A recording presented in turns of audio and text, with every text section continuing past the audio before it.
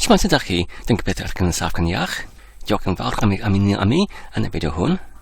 Mae'r hyn yn parhad o'r fideo olaf yn y cyfres o'r Darganfotbrofiadau ynglyn at y pwnc o'r rhaglenni neu codio yn yr iaith o QML.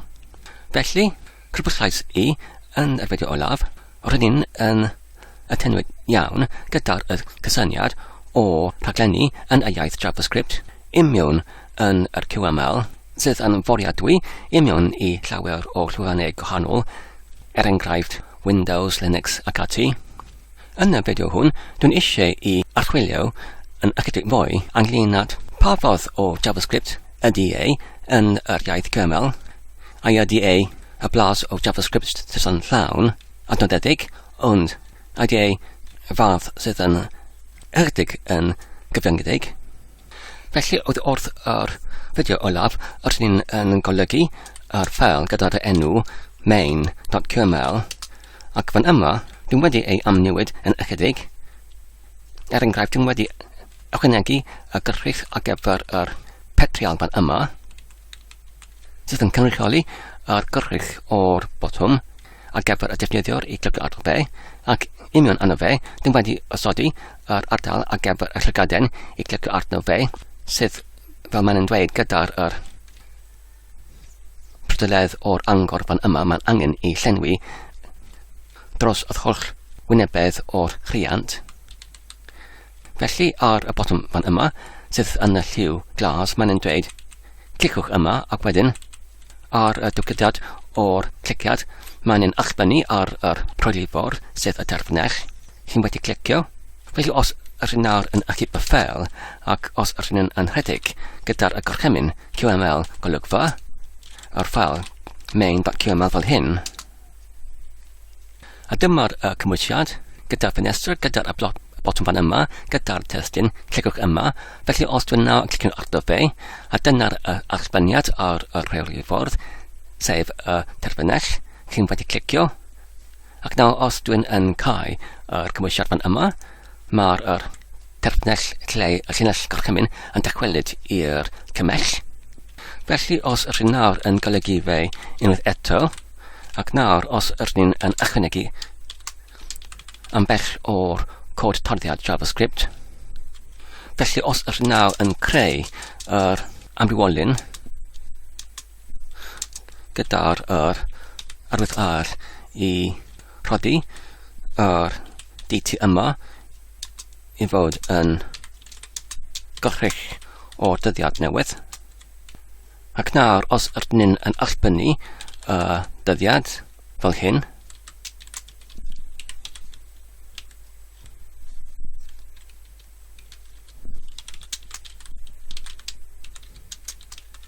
nawr, os rydyn yn allrhedeg y QML golygfa fel hyn, ac wedyn os rydyn nawr yn clicio ar y botwm, wel, mae'r swyddogaeth ar gyfer y dyddiad yn gweithio, heb trafferth. Felly, beth am rhywbeth fel amseru mas, enghraifft os ydyn ni'n mewn ysod yr ffwythiant fan yma.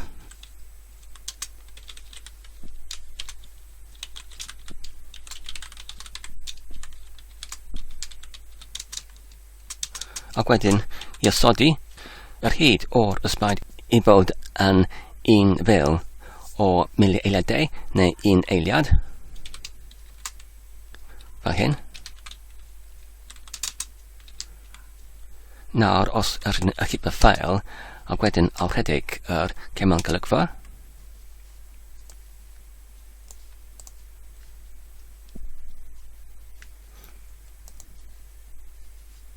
Nawr, mae gyda ni yr neges gwall fan yma, nid ydy'r gwrthrych neu ffwythiant amseru mas ei gydnabwydyd yn y JavaScript yn y QML.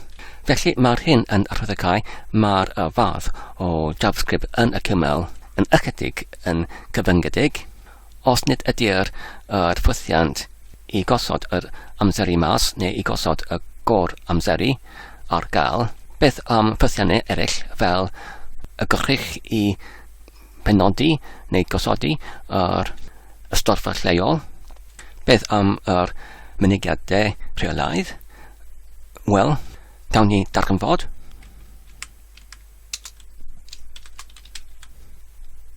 Fan yma, rydyn yn creu yr anwolyn I fod yr gorchrych ar gyfer yr mynegiadau rheolaidd ar gyfer y patrwm sydd yn cyd-cyffelebu i'r llinell o arwythnodau sydd yn cynnwys am leiaf un arthnod sydd ddim yn rhif. Felly os ydy'r llinell fan yma yn cyd-cyffelebu, felly I allsbennu yr neges mae'r heb rhif arthnod yn bodoli. Felly os rydyn nawr yn y QML fel ac wedyn yn alrhedig yr QML golygfa fel hyn, ac wedyn unwaith eto os rydyn clicio ar y bottom,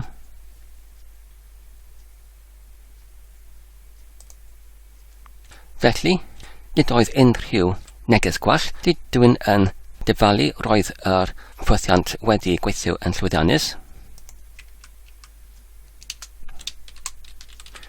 Nawr os rydyn yn ychwanegu yn amlleiaf un arthnos sydd ddim yn rhif fel hyn, ac os rydyn nawr yn alrhedig yr un gorchymyn, ac wedyn pwyso ar y bottom, cliciwch fan yma, dyna ni, mae'r mynegiadau rheolaidd yn gweithio hefyd. Felly, peth am y storfa lleol, felly os rydyn yn ychwanegu y llinell I osodi yr gwerth yn yr lleol y storfa fel hyn, I osod yr item yno fe,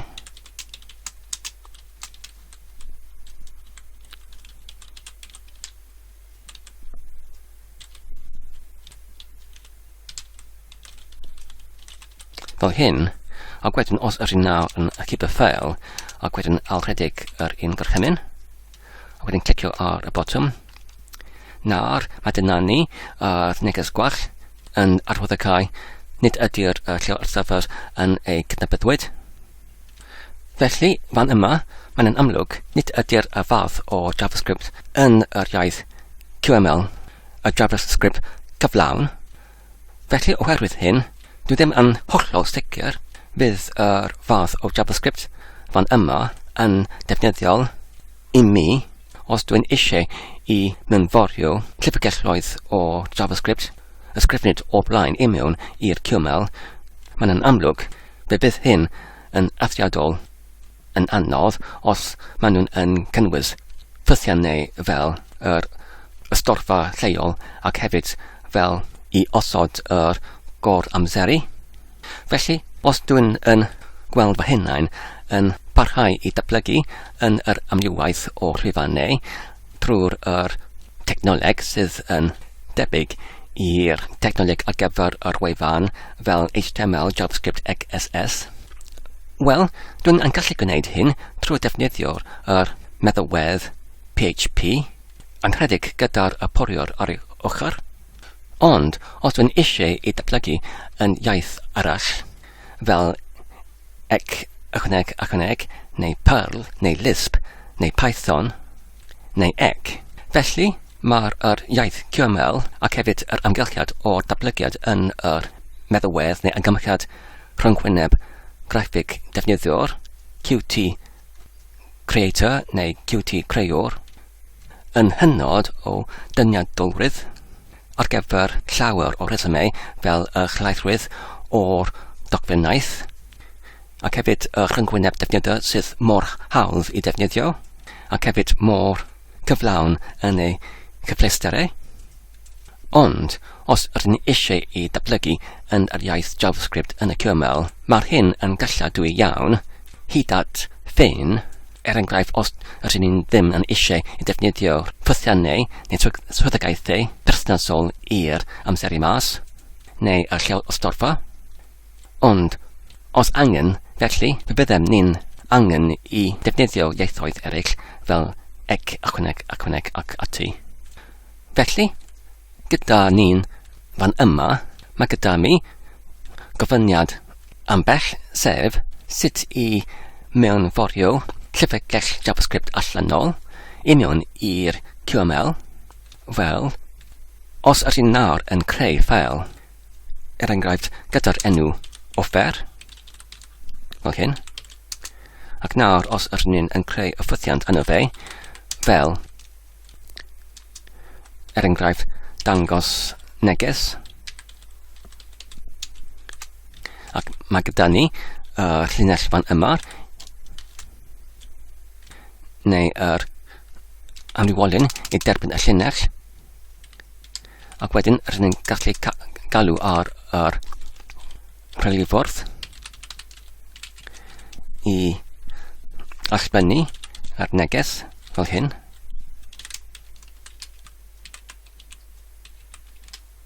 Nawr, os ydym mynd yn ôl i'r QML ar gyfer prif ffeil, ac nawr rydyn ni'n gallu ychwanegu y llinell i mewnforio yr ffeil gyda'r enw offer.js, ac wedyn mae'n angen i ni i rhoi yr enw ar gyfer y gorchudd hyn fel offer 1. Felly fan yma rydyn ni'n gallu mewn ysod y llinell i galw ar yr offer 1 i dangos neges fel hyn. Ac wedyn rydyn ni'n gallu mewnbynnu y neges fel dangos neges hwn. Ac nawr rydyn ni'n gallu godynnu y llinell ar gyfer y ystodfa lleol, ac os mae'r hyn ddim yn gweithio yn y QML, nawr os rydyn ni'n ychydig y ffeil, ac wedyn unwaith eto ar rhedeg yr un gorchymyn, ac wedyn clicio ar y botwm. Nid ydy'r offer yn ei diffiniwyd, felly yn ôl yn yr main.qml os ydyn ni'n yn atodi y rhif 1 fel yn ei darganwyd o'r blaen, ac wedyn ychydig y ffeil, ac wedyn ar rhedeg, ac wedyn clicio ar y botwm, a dyna ni. Felly, dyma'r cod tarddiad sydd yn rhedeg yn y dehongliwr ar gyfer y QML, ond yn y fideo olaf, llwythosom ni i cyd-glasgadu yr cymwysiad i mewn i'r cod unigol ar gyfer yr cyfrifiadur yma. Felly, o wneud hyn, mae angen yn gyntaf i rhedeg y gorchymyn QMake fel hyn, a wedyn i rhedeg hyn gyda'r enw o'r ffeil ar gyfer yr ethel, sef prawf1.pro. Felly, os ydyn ni nawr yn cydododi y cymwysiad o prawf1.pro, mae'r hyn yr ffeil ar gyfer yr ethel fan yma, creurid oddi wrth yr ymgylchiad rhyngwyneb defnyddiwr neu dablygwr. Felly, os ydyn ni nawr yn rhedeg y QMake arno fe fel hyn, a wedyn os ydyn ni nawr yn rhedeg y gorchymyn i cydgylltadu yr ethel fel hyn. Nawr, os ydyn ni yn rhedeg yr cymwysiad, sef llawn y talnod blaen slaes prawf 1, nawr mae gyda ni y neges gwall sydd yn dweud nid ydy'r ffeil ar gyfer y JavaScript offer.js ar gael. Felly, os ydyn yn rhestru y cymwysiad o'r pregell neu cyfeiriadur, nawr os ydyn yn golygu yr ffeil gyda'r enw qml.qrec fel hyn, felly os ydyn nawr yn ychwanegu yr llinell ar gyfer yr offer.js fel hyn, ac wedyn ychydig y ffeil, ac wedyn unwaith eto, os ydyn nawr yn alrhedeg y QMake, ac wedyn prawf1.pro, ac wedyn make fel hyn, ac nawr os ydyn yn alrhedeg y gorchymyn o'r cymwysiad, ac nawr clicio ar y botwm, a dyna ni. Nawr mae'r ffail allanol JavaScript wedi ei cymwyswyd i mewn i'r ffeil ar gyfer y cymwysiad. enghraifft I arddangos hyn, os ydyn yn atgrifio ffel sydd wedi ei cydcysylltwyd, sef ffel deuaidd neu deudod neu deuol genedigol ar gyfer y cyfrifiadur fan yma, sef prawf 1, ac wedyn i'r pregell y rhiant, ac wedyn I alt enw fe I enghraifft prawf 2, ac wedyn os ydyn symud ennisod, ac wedyn os ydyn nawr yn rhethru cymwysiad o pregell fan yma, a dyna ni, does dim byd arall yn yr pregell fan yma os ni'n gallu dileu yr ffal gyda'r enw utilities fan yma I sicrhau does dim unrhyw beth arall, does dim unrhyw ffal arall yn y pregell yma yn either i'r prawf 2, felly os ydyn nawr yn rhedeg prawf 2 gyda'r hunain fel hyn. Ac nawr os ydyn yn clicio ar y botwm fan yma, a dyma'r neges dangos y neges hwn. Felly mae'r hyn yn arddecau, mae'r ffel JavaScript offer.js wedi ei cynnwyswyd union yn yr un ffel prawf 2 fan yma. A dyna ni I gyd ar gyfer nawr. Diolch yn fawr am eich gwylio am y fideo hwn. Dwi'n gobeithio ydych chi'n wedi mwynhau ac yn ei darllen yn defnyddiol. Tan y tro nesaf, cadwch saff ac yn iach, a hwyl.